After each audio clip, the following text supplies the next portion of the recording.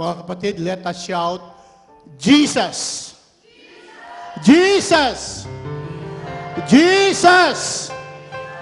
Because the name of Jesus means power, healing, and life. Palakpakan po natin ang ating Panginoon. Praise God. Hallelujah.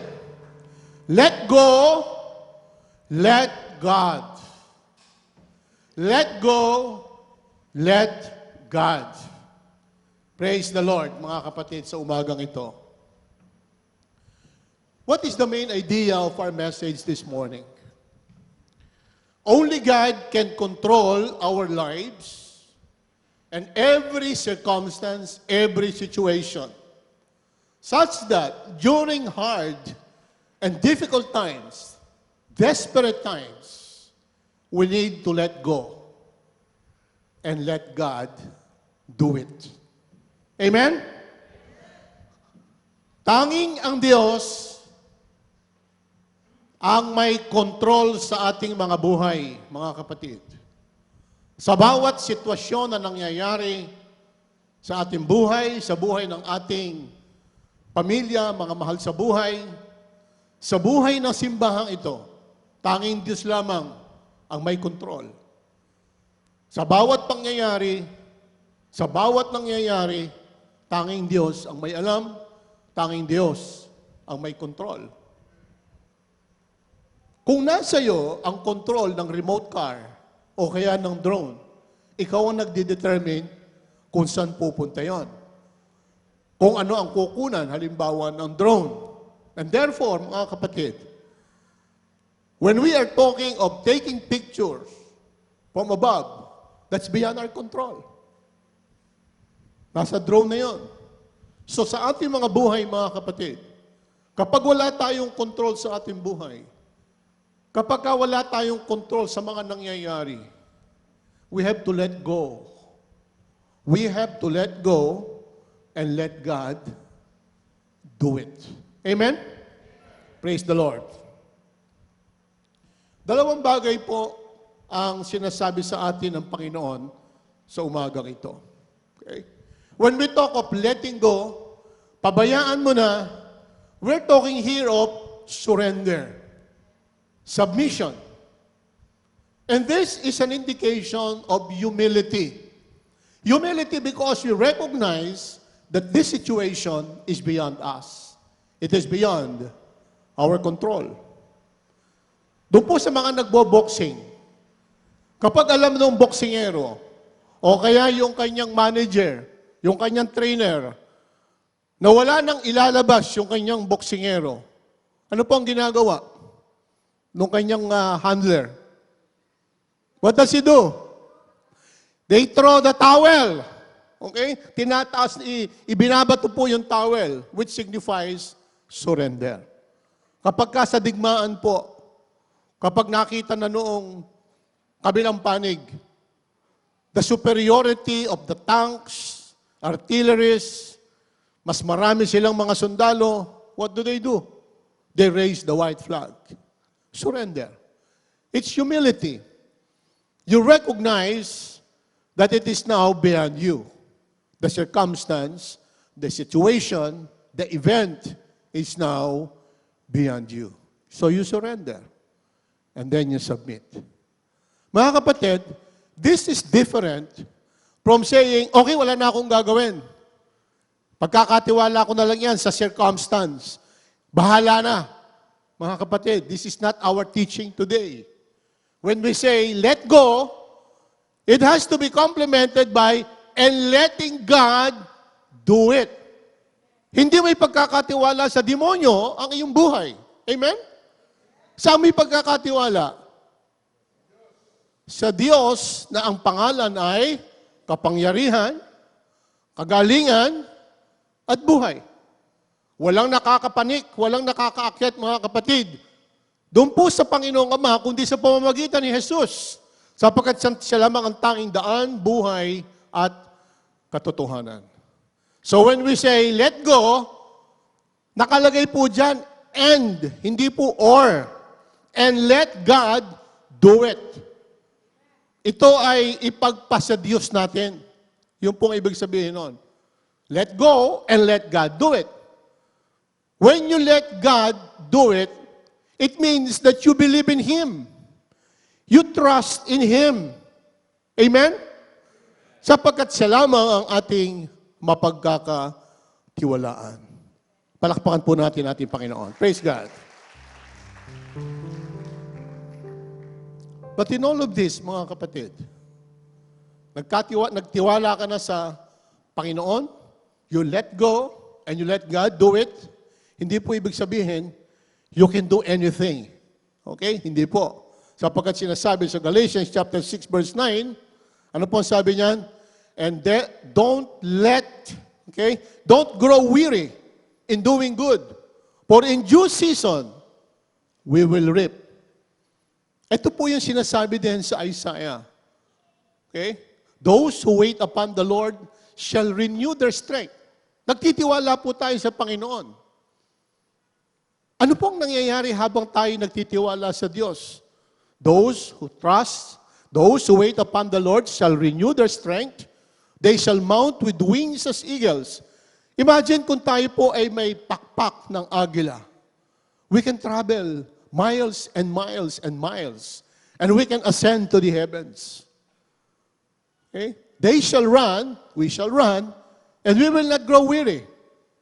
We shall walk, and we will not faint. Hindi po tayo manghihina. Hindi po tayo babagsak. Bakit? Sapagkat pinagkatiwala natin, mga kapatid, ang ating buhay, ang ating paghihintay sa Diyos. So don't grow weary in doing good, mga kapatid. Habang naghihintay po tayo, pinagkatiwala natin ang ating buhay sa ating Panginoon, huwag po tayong magsawa sa paggawa ng mabuti sa ating kapwa, sa ating Diyos, sa ating mga mahal sa buhay. Sapagkat may pangako ang Diyos. Anong pangako ng Diyos? In due season, you will reap. Sa takdang panahon, tayo po ay aani. Amen? Let go and let God. Praise God. We experience a very desperate situation, mga kapatid, 37 years ago. 37 years ago, 1987. We got married, kami po ni Sister Apple, 1982. And for 5 years, we were waiting for our son, for our daughter. Whatever the Lord gave us, we would accept. Okay? Pero siyempre po, ang aming panalangin, it's a son. 5 years, we were waiting for. Pagkatapos, after 5 years, dumating po, Sister Apple became pregnant. And on February 17, 1987, David Antonio, yun po yung aming firstborn son, ay pinanganak. Okay? The day after, my sister, who is a doctor, visited us at Cardinal Santos. Nung makita pa lamang po nung aking kapatid, ang sabi niya, something is wrong with the baby. Something was wrong with the baby. Ang sabi niya, yung isang mata parang hindi nakakadilat, and then yung kanyang breathing was too heavy. Sinabi po namin yun sa pediatrician. Ang sabi po ng pediatrician, natural lang yun sapagkat bagong panganak. But true enough, the following day, we were told the sad, tragic news. We could not release the baby because there was bleeding in the brain. Dumudugo po yung kanyang utak. And of course, we were devastated, mga kapatid. We were devastated. And for the next 20 days, we struggled with God. Tatandaan po niyo yung nakipag-wrestling ang Panginoon, si Jacob doon po sa Panginoon, sa angel ng Panginoon. Ganun po, literally, ang ginawa namin. We fasted every day. Fasting, prayer, intercession, prayer, meditation, talking to God, seeking His will. I lost 15 pounds during those 23 days. Nabuhay po si David. I lost 15 pounds. Lahat po ng pwedeng utangan, na utangan ko. Lahat po ng pwedeng hingan, nahingan ko. I was even willing to say and to propose to my previous employer na kung po pwede yung aking benefit for life, ipagpapalit ko para doon po sa kay David. Because we were spending more than, 20,000-30,000 a day at that time. And that was 1987, 37 years ago. Bumagsak ang lungs ni David at some point, twice. And he had to be operated on. Nagbi-bleed, hindi papakainin. Pagka lumakas na, papakainin. Pag kumain, magkakaroon ng activity sa brain, dudugo naman. Those characterize his life for the first 20 days of his life. At kami, pag midnight, tatawagan kami ng ospital. Pumunta na ako dito. Malapit na ho yung anak ninyo. Pupunta kami ni Sister Apple doon. At that time, Sister Apple was still recovering from childbirth. But we struggled. We did not want to let go because we knew that God wanted us to have a son.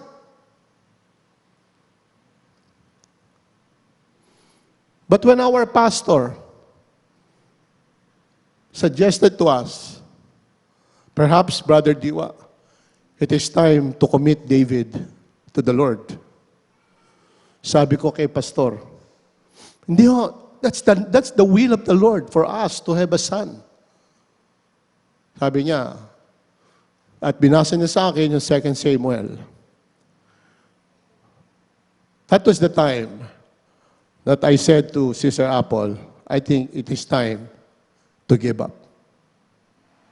It's time to let go and let God do it. Right there and then, mga kapatid, we felt the peace of the Lord. Natagpuan po namin ang kapayapaan mula sa Panginoon. And the following day, ang nauna po sa amin sa Philippine Medical Center, dyan po sa may Agham Road, yung pong lungsod ng kabataan, yung Children's Medical Center. From Cardinal Santos, we had to bring our son to the Philippine Medical Center, Children's Medical Center, because wala silang enough gadgets and equipment. Ambubag lang ang binibigay dun sa kay David sa halip na automatic respirator. Nauna po sa amin si Brother Bing tsaka si Sister Sophie. And at that time, sinabi ho sa amin, I was coming from Manila, Sister Apple was coming from Makati, nagkasabay kami, only to be told that the baby had expired. But we felt the peace. Naramdaman po namin ang kapayapaan. Mga kapatid, we held an overnight vigil for David. Overnight lang. We closed the casket, and the following day, we buried him. And because God had control of our lives and the situation that we were in, we spent a couple of days doon po sa Baguio just to rest from it all, from the 23 days of ordeal and struggle. And after that, we proceeded to Norsagaray, doon po sa Praise Valley ng JIL, where the young people were holding the youth camp. Kasi po kami ni Sister Apple, we're both youth directors, camp directors, and advisors of the young people. And before we know it, mga kapatid, nawala ho yung hapdi. Nawala ho yung sakit. Because after waiting for 5 years and a pregnancy of 9 months, we had to be told that we were losing our son. It was painful, it was tragic, but we had to accept it because that was the will of the Father. But we felt peace. Sapagkat Lord, mga kapatid, nung ito'y pinagkatiwala namin sa Panginoon, we let go and we let God do it na wala po yung hapdi na wala po yung pait. Palakpakan po natin ating Panginoon.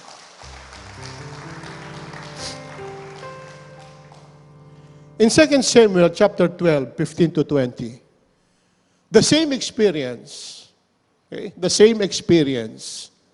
was experienced by David himself. Thousands of years before. Alam po natin, David had some affair with Bathsheba. Nagkaroon po ng anak. And the baby got sick, mga kapatid. Nagkasakit po yung baby, yung anak po ni David at saka ni Bathsheba. And from 2 Samuel chapter 12, verses 15 to 20, there are two things here that I highlighted in these verses. The first point here is that David pleaded with God for the child because he was told that the child was sick. And what did he do? As I did. He pleaded with God for the child. Okay? He fasted and spent the nights lying in sackcloth on the ground. Nag-ayuno po si David. Nakipag-struggle sa Diyos. The way I also did for my son.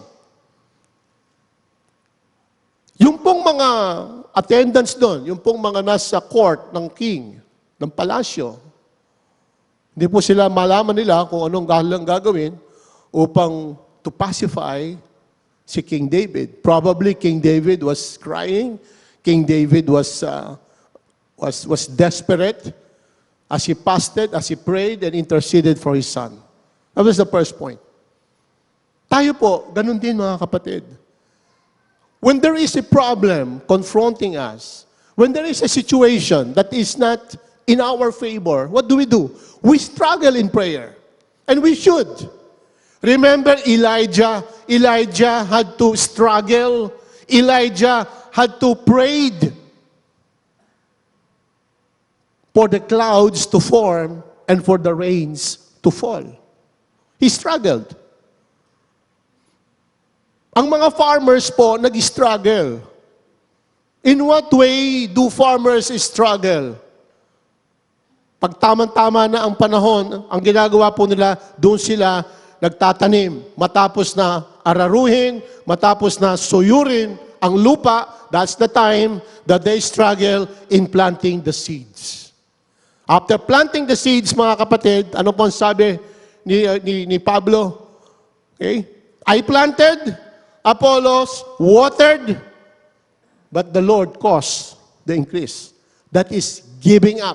That is letting go and allowing God to do it. That is already beyond us, mga kapatid. Which brings us to the second point. And the second point here is, nadinig nito pong si David, parang nagbubulungan yung mga tao doon po sa palasyo. At sinabi niya, namatay na ba ang aking anak? Namatay. Ano po ang ginawa? Ang mga tao, inaasahan, magsisisigaw si David. Ang mga tao, inaasahan, magagalit si David, babatuhin ng mga kung ano-anong bagay ang mga tao doon po sa palasyo, but he did not do it. What did David do? After he had washed, naligo na si David, siguro nag-ahit sa kanyang balbas, naligo, and then he put on lotions and changed his clothes. And before anything else, what did he do? He went into the house of the Lord and worshiped. And worship. That was the time that David let God do it. Let God do it. Tataka sila. Bakit? Nung buhay pa, ganun, nagpa-fasting siya, nagpe-prayer, ngayong namatay na. Parang, things are back to normal, mga kapatid. The Lord has spoken. In the same way that when my son died, I could not do anything anymore. The Lord has spoken. So you let God do it. Establish peace in your heart. Establish the spirit of acceptance and submission to the Lord, mga kapatid. Sa mga bagay na hindi natin kayang gawin That's the time that we submit to the Lord, our God. Hallelujah. Alam po ninyo, nung ikasal ko, Sister Jelly, nung ikasal ko po siya kay Aaron, I was crying, mga kapatid. I was crying because I knew the pain that Sister Jelly had to undergo because of her kidney problem. Ilang beses na ospital si Sister Jelly. Pagkatapos sa ospital, magpapahinga lang ng konti, pupunta na sa simbahan. How many young women, how many young girls could do that? Na ang iniisip ay hindi yung kanilang sarili, kung hindi ang paglilingkod at pagpupuri sa Diyos. But the problem is this, mga kapatid. Why did God allow her to die? Mga kapatid, that's beyond us. We cannot argue with God that naglilingkod naman si Jelly sa simbahan. Bakit kinakailangan kunin siya ng Panginoon? Tapos magagalit tayo sa Diyos. That's not the way to do it, mga kapatid. God must have a higher purpose for Sister Jelly. Palakpakan ho natin ang ating Panginoon. Si Enoch was very pleasing to the Lord. Ano po ang ginawa ng Panginoon kay Enoch? Kinuha siya. He was raptured. Elijah was also pleasing to the Lord. Through Elijah, a number of miracles, signs, and wonders were done during his time. When he said, there will be no rain, there was no rain. When he said, rain is coming, nagkaroon po ng ulan. And yet, hindi pinayagan ng Panginoon na magpatuloy ang ministry nito pong si Elijah, bagkos tinuldukan niya si Elijah by getting him up and raptured him. Mga kapatid. Hindi po natin masasabi kung ano ang kalooban ng Panginoon. It is for us to discern. It is for us to submit ourselves to the will and to the sovereignty of God in our life. Maaring, kung nabuhay pa si Jelly, andun pa rin ang kanyang struggle. Nandun pa rin ang kanyang 3 times a week na dialysis, mga kapatid. And more pain, and more pain, and more pain on her physical body will be inflicted on her. That's the reason for me, discerning what happened, where the Lord had to get her up and to get her with Him in eternity. Kung hindi po niya kinuha yung aming anak na si David, na dumudugo ang utak, ang sabi sa amin ng aming neurologist na neonatalist din, even if he survived, sabi sa akin, sa amin, he could be a vegetable. See? Maaari po mag-survive si David. Alam mo ninyo, first name na sila ni David nung mga doktor doon. Kilala na po si David doon po sa Children's Medical Center. Okay? Because every morning, every afternoon, doon po kami. Actually, bawal doon po sa NICU. NICU is Neo Intensive Care Unit. Pero ginagawa sa amin, binibigyan po kami nung takip sa paa, tapos all over, naka-gown po kami, and then we will pray and we will sing doon kay David for 23 days, morning and afternoon. Kung nabuhay yung aming anak, he could be a vegetable. We will have less time raising Daniel and Abraham. And it will always be a painful reminder to us as if we failed as parents to David. And that's the reason why the Lord had to take David with him. At the time, it was just pure faith that allowed us to accept the death of our son. But on looking back, after discerning, sabi namin ni Sister Apple, napakabait ng Panginoon. Praise God. Even today, mga kapatid, magtataka kayo. Yung iba nahihirapang maganak.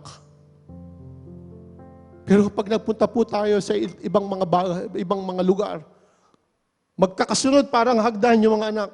Walang problema sa pag-anak. Di ba? Walang problema. Minsan nakahubad pa yung bata, pero ang lusog. Nagtatampisaw sa putik. Hindi nagkakasakit. Yung anak ng mga may kaya, mga kapatid, konting iba lang hindi lang na aircon yung kwarto, sinisipo na. Di ba? You see how God is an equalizing God? Ha? Si Brother Daniel at saka si Sister Kat. Oh my God. That pregnancy is more than we can handle. It's only God who can help them out. Praise the Lord. Hallelujah.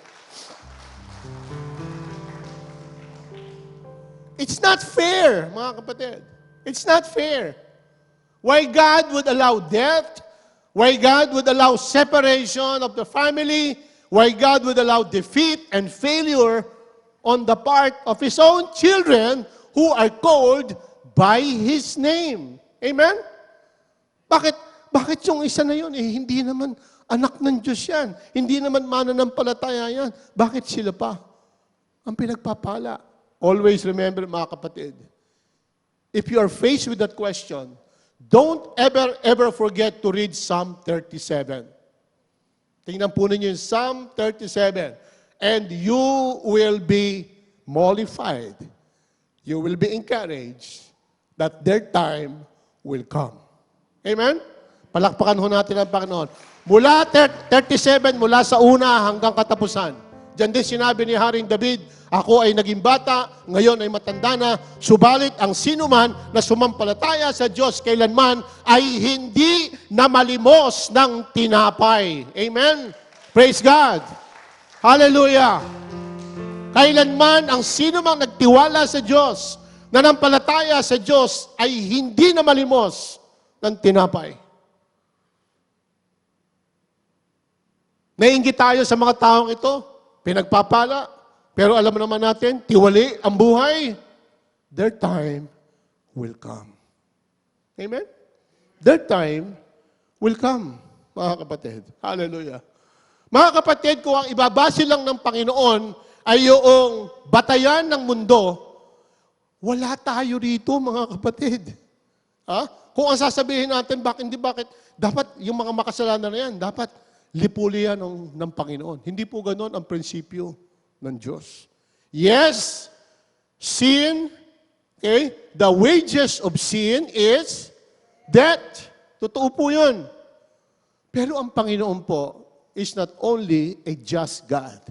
He is also a merciful God. Kaya po, doon po sa Old Testament, bagamat nais ng Panginoon na lipuling lahat, sapagkat lahat ay nangagkasala at hindi nakaabot sa kaluwalhatian ng Diyos, anong ginawa ng Panginoon? He gave man the 10 Commandments. He gave man ceremonies and rituals. Ang dugo ng mga hayop iaalay for sin offering. Okay? Yung laman ng mga hayop, ito po'y iniihaw, yung taba, at ito'y iaalay sa Diyos. Hindi po nakasapat ang Old Testament. The Old Testament was not enough to provide the link between God and man. So what did the Lord do? The Lord sent His only begotten Son, the Lord Jesus Christ, that whosoever believeth on Him will no longer perish, but will have eternal life. Makasalanan pa rin po tayo ngayon. Ba't hindi tayo pinapatay ng Panginoon? Sapagkat nagkasala man tayo, naririyan ang Panginoong Jesus na dumipad doon sa krus ng Kalbaryo, sapagkat upang sa ganon, tayo na makasalanan pa, ay Kanya nang tinubos. On top of that, mga kapatid, binigyan po tayo ng Panginoon ng pamamaraan. And what is this? When we confess our sins before God, He is faithful and just to forgive us and to cleanse us from all of our sins and transgressions. See? Kahit po tayo nagkasala, meron po tayong pamamaraan upang yung ating pagkakasala today, yan po ay mahugasan, malinis sa pamamagitan ng pangungumpisal, hindi po sa pare, kundi po doon sa hari. Amen? Palakpakan po natin ating Panginoon. The Lord wants us to be restored in fellowship with Him. That's why you had the Old Testament, you have the New Testament, and in the era of the New Testament, the Lord gave us this equipment, okay? This instrument called confession. Upang sa ganon, yung mga pang-araw-araw nating transgression sa Panginoon ay malilinis ang ating mga puso. Mga kapatid, in the case of Job, Job was a very faithful man, a man of integrity, a man who would offer sacrifices for his children kahit hindi pa po sila nagkakasala. But did that excuse Job from trials and difficult times? Hindi po. Sabi nga ng Panginoon kay Satan, nakita mo ba yung aking lingkod na si Job? I'm very proud of him. Ang sabi ni Satan, kaya lang naman matapat sa iyo si Job kasi pinagpapala mo eh. Okay? Dalawang cases ang kanyang trial. Okay. Tapos sinabi ng Panginoon, sige, kantiin mo si Job, pero wag mo siyang papatiin. Kaya nandoon po ang napakaraming pagsubok kay Job. But because Job decided to let go and let God do it, mga kapatid, he did not compromise his principles. And at the end, his blessings were doubled. Palakpakan natin ating Panginoon. If he could do it to a loyal man, a faithful man to the Lord, like Job, God also did it for a Gentile. Ito pong si Naaman. Naaman was no believer, mga kapatid. Naaman was no believer. But when that young woman, young girl, an Israelite, okay, suggested to the lady, to the wife of Naaman, bakit po hindi bisitahin ni Sir yung pong aming propeta sa Israel, doon po sa Jerusalem, upang sa ganon siya po ay gumaling. Okay. Sa madaling sabi, cut the long story short, ito pong si Naaman, sumunod, naglublob doon po sa River Jordan, and on the seventh time, gumaling po siya sa kanyang leprosy. Okay. Why? Because he believed. He believed in what the prophet said to him. Dip yourself 7 times in the river Jordan. And on the 7th time, his skin was transformed into the skin of a baby. Palakpan ho natin ating Panginoon. There's always a purpose. When we say it's not fair, limi-limiin po natin yung ating sinasabi. Because God knows everything. From the end to the beginning, from the beginning to the end, alam po ng Panginoon kung ano mangyayari. And the Lord did not create us to harm us. The Lord created us to spend eternity with Him. Yan po yung ating sasabihin. Kaya wag po natin sasabihin, bakit pinatay siya? Bakit naging matagumpay ito? Samantalang hindi naman siya mananampalataya. Hindi naman siya matapat sa ating Panginoon. God has a purpose. All that you need to do is to let go and let God do it. Amen? But how do we trust God? Or how should we be able to let go and let God do it? Okay. Doon po siya nakapunta na sa Florida, meron po tayong Disney World dyan. Okay? Yung Disney World po, ito po yung Space Mountain. Kahit po sa Disneyland, meron din po silang Space Mountain. But it was in Florida that this Space Mountain was first put up in 1975. Okay? Yan pong Space Mountain na yan ay pipila ka for about an hour. But the ride is less than 3 minutes. The ride is only less than 3 minutes. Okay. Space Mountain. It means mountain, mataas. Sapagkat iaakit ka mga kapatid doon sa napakataas kung ilang story ng building ang taas niyan. Pagkatapos space, it is dark. Para kang naglalakbay sa kawalan. Puro stars and planets and moons. Kaya para kang, ang feeling mo, para kang ibinabato sa kawalan sa napakabilis na speed. Okay? Meron pong kondisyon. Ang sasabihin sa iyo habang nakapila ka doon, yung mga may heart condition, magdalawang isip kayo, wag na kayong sumakay. Doon sa mga yung may hypertension, yung may mga kondisyon sa puso, wag na kayong sumakay.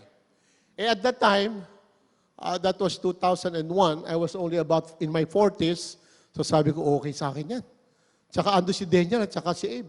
Siyempre, nakatingin sa akin yung dalawang bata na, hindi, si Papa matapang. Okay. Pero sa loob-loob ko lang, mga kapatid, Diyos ko, ano ba itong napasukan ko? Kasi nakakatakot no? Sinasabi ng iba, naku, magdalawang isip kayo dyan. Yung kapatid ko, no, si Leoncio, napunta na rito yon. Okay? Sabi sa akin, hindi kami sasama, dito na lang kami. Kayo na lang. So, ang nangyari, ako, Sister Apple, si Daniel, si Abe, si Mary Ann, yung kapatid ni Shirley. Kasama namin si Mary Ann sa States And si Daddy, no? So, 6 kami. 3 po yan Tatluhan yung ride. And it's very safe, no? Very safe daw. Okay. So 48 minutes kami naghihintay. Yan. Ako nagpe-pray ako, Lord, ano bang kalooban mo? Okay. It seems to be an existential question for me. Should I pursue this? Okay? Baka ito na ang katapusan ng aking career. Baka ito na ang katapusan ng aking buhay. Okay? This is only for less than 3 minutes, mga kapatid. Okay? Pero nando na. Kayo na. So ako pa yung napunta sa unahan. Alam po nyo, pag nasa unahan kayo yung nakabungad sa kawalan. Na madilim, andyan yung mga stars, nandyan yung mga planeta at saka mga buwan na para kayong babangga doon. Okay? At masama pa nun, ito na yung iaakit kayo, dahan-dahan. So, parang okay na okay lang, no? Relax ka. Pag akit mo na doon sa taas, biglang baba, the force of gravity. Ibig sabihin talaga, bag. And then, twist and turns, aakit ka na naman, ibababa ka na naman, tapos malayo, and then papasok kayo sa parang maliit na tunnel, na parang babangga ka. Okay. How did they survive it, mga kapatid? 2 things. Okay? 1, sabi sa amin, wala pang nadidisgrasya sa Space Mountain. In other words, hindi nadidiskaril yung pinaka-train. Okay? Number 1. So sabi ko, hindi naman siguro magtatagal itong Space Mountain. 1975, the Space Mountain was put up in 1975. We went there in 2000 and 2001. No? So, more than 25 years. Walang na-aksidente. So, matibay. So, yun ang pinanghawakan ko. Matibay. At number 2, so gano'n na. Nung nandun na kami sa taas, at binaba na kami, I could not help but say, Jesus! Jesus! Pagkatapos after 3 minutes, sabi nila Daniel at saka ni Abe, Papa, ang ganda ng pagkakasigaw mo ng Jesus. Mga kapatid, that's how I survived it. I held on to the belief and the trust na walang madidisgrasya. Hindi pa pala sapat yun. Okay? Instinctively, I had to shout Jesus many times. Not just 1, 2, or 3 times, but in shouting the name of Jesus, I was pacified. Okay? Kagaya ng sinabi natin kanina, the name of Jesus means what? Power, healing, and life. So hindi mawawala yung aking buhay when I shout the name of Jesus. Hallelujah! Hallelujah. Because He is both just and merciful. Okay? Kaya siya akin, God is an equalizing God, mga kapatid.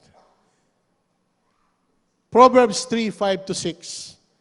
Trust in the Lord with all thine heart, and lean not unto thine own understanding. In all thy ways acknowledge Him, and He shall direct thy paths. Hallelujah. Why do we need to trust the Lord, mga kapatid? We need to trust the Lord because of three things. One, God's plan will always happen. God is sovereign. He charted our destiny. He knows what is best for us, so it will always happen. Sa Proverbs 19:21, many are the plans in a person's heart, but it is the Lord's purpose that prevails. Okay? Why keep my plan if I had known God's plan? And this is true, mga kapatid, kahit dito po sa ating sanctuary. We thought that when we were able to buy the land, okay, may mga apartment po dito, ang sabi namin noon, bakit hindi mo ba natin i-repair yung mga apartment and then paupahan natin para merong tayong income para makapagpatayo ng sanctuary. That was the person, that was human, that was the human in us. Okay? But the second reason why we should trust God is that God's plan is better than our plan, even if it does not conform with our own plan. Sabi ng Panginoon, kaya ko nga ibinigay sa inyo yung lupang yan ay para pagtayuan ng sanctuary. Bakit kayo magninegosyo at gagawin ninyong rental apartments yung naririyan?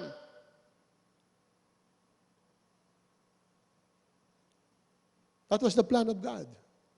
And His plan was better than our plan. Kagaya siya sabi sa Isaiah 55:8-9, for my thoughts are not your thoughts, neither are my ways your ways, declare the Lord. As the heavens are higher than the earth, so are my ways higher than your ways, and my thoughts than your thoughts. Okay? So that will give us the right perspective, mga kapatid, in appreciating our plan against the plan of God. And we would realize that the plan of God is always superior. It is always better. So it is for us to yield, to give way, and allow God to do it, not ours. Sabi nga ng Panginoon, si Jesus na to, not my will, Lord, but your will. Hallelujah. So, naitayo po natin ito. Not because of rentals from apartments, but because of your faithfulness. Because of how God moved in your life, na-promote kayo, yung pong ating mga anak nakatapos, nakapagtrabaho na, we were able to make friends with people who have the same burden as ours. And this sanctuary was built. And thirdly, why we should trust God? Because God's plan will be more acceptable to us if we just trust in Him. Magiging acceptable po sa atin yan. Bakit? Kapag tayo po nagsuko ng ating sarili, okay? Just take the first step. And pretty soon, you will realize, acceptable pala. Today, andito na po tayo ngayon. Okay? And the plan of God, our plan, coincided with the plan of God. Ephesians chapter 1, verse 3. Ang sabi po ng Panginoon, praise be to the God and Father of our Lord Jesus Christ, who has blessed us in the heavenly realms with every spiritual blessings in Christ. Kaya mga kapatid, part of those spiritual blessings in the heavenlies is not only trust, not only belief, but faith. And when we have faith, we become acceptable and pleasing to the Lord our God. Palakpakan ho natin ang ating Panginoon. And how do we trust Him? Mga kapatid, solve what we can. Kung ano po ang kaya natin gawin, gawin po natin. And second, surrender what we cannot. Solving what we can be inspired by Hebrews 13:5 and Psalm 143:5. Surrendering what we cannot is inspired by Isaiah 30:15 and Matthew chapter 6 verse 34. Okay? So, kapag tayo po, pinagkatiwala natin sa Panginoon ang hindi natin kayang isolve, hindi natin kayang bigyan at tugunan ng mga solusyon, then it becomes more acceptable to us. Kasi nagawa natin yung ating ginagawa, pinagkatiwala natin sa Panginoon ang ating hindi magagawa. But always remember Galatians 6:9, do not grow weary in doing good. For in due season, we shall reap. That is how we trust the Lord. Habang tayo nagtitiwala sa ating sarili, ginagawa ko ano yung ating magagawa, pag hindi natin nakita natin na hindi natin kayang gawin, mga kapatid, ipagkatiwala natin sa ating Panginoon. Hallelujah. This is Nelson Mandela, one of my favorite statesman. Okay? Si Nelson Mandela po, matapos mahigit na 20 taon nakulong doon po sa South Africa. He was freed and he was so popular even at the time that he grew old that he became the president of South Africa. The people wanted him to continue for another term because according to the Constitution of South Africa, 2 beses po pwede tumakbo ang isang presidente. But he said, and this is the statesman in him, I want to give time to the next generation. Okay? Let them have a crack in statesmanship, in statecraft. That is how to develop the next generation. I will not forever be around, ang sabi po nitong si Nelson Mandela. That's one. Second, nung pong nanalo si Nelson Mandela, ang akala ng lahat, yung pong kanilang soccer team, papalitan niya ng lahat ng itim. Hindi po. Ang sabi niya, lahat tayo rito are South Africans. Whether you are white or black, as long as you can deliver victory to South Africa, you're part of the team.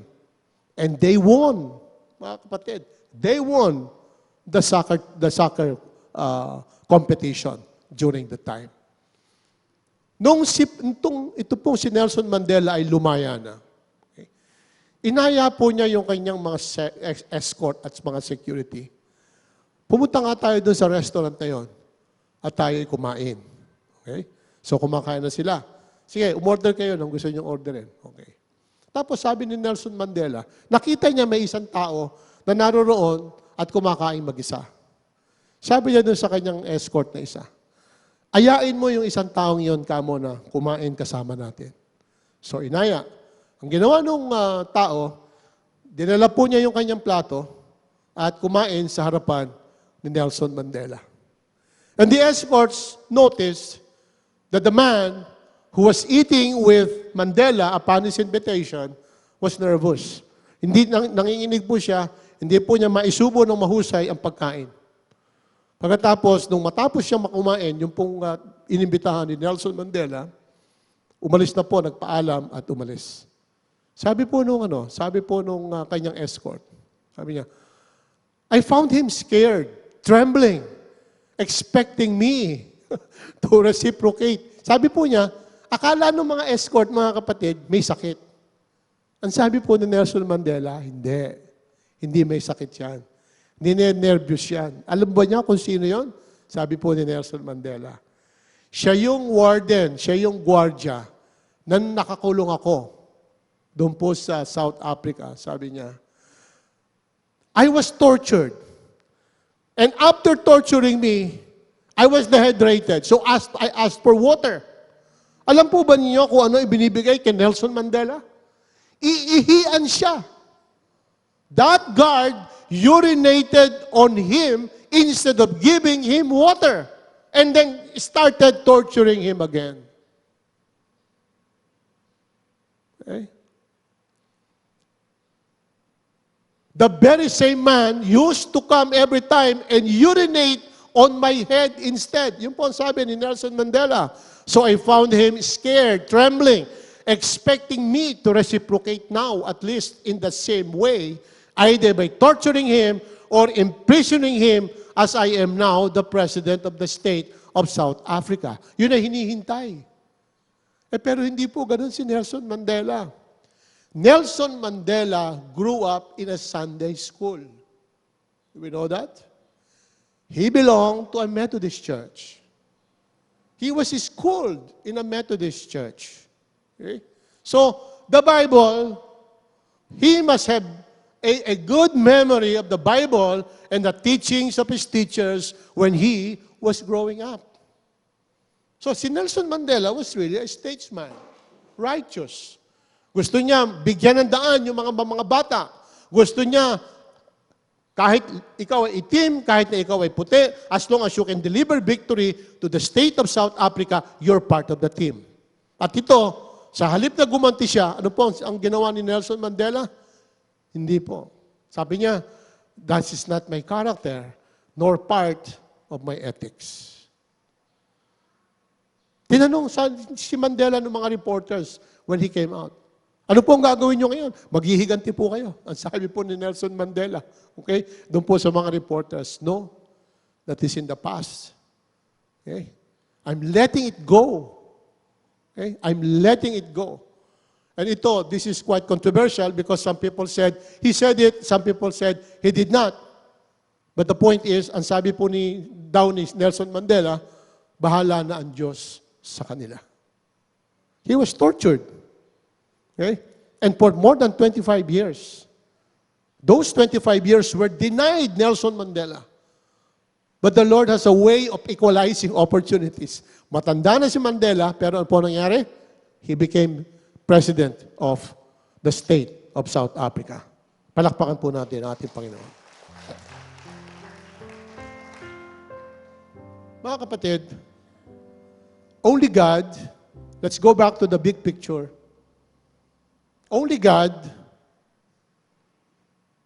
can control our lives. Only God knows every event, every circumstance, every situation. And He has control of it all. But during those times na hindi natin kaya, what do? We let go and let God do the rest. Mismo ang Panginoon po ang nagsabi sa atin. Okay? Come unto me, all you who labor and are heavily laden, and I will give you rest. Take my yoke upon you and learn from me, for I am gentle and lowly in heart, and you will find rest for your souls.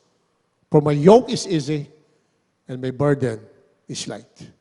Mga kapatid, I'm sure every one of us has a share of these trials and difficult times.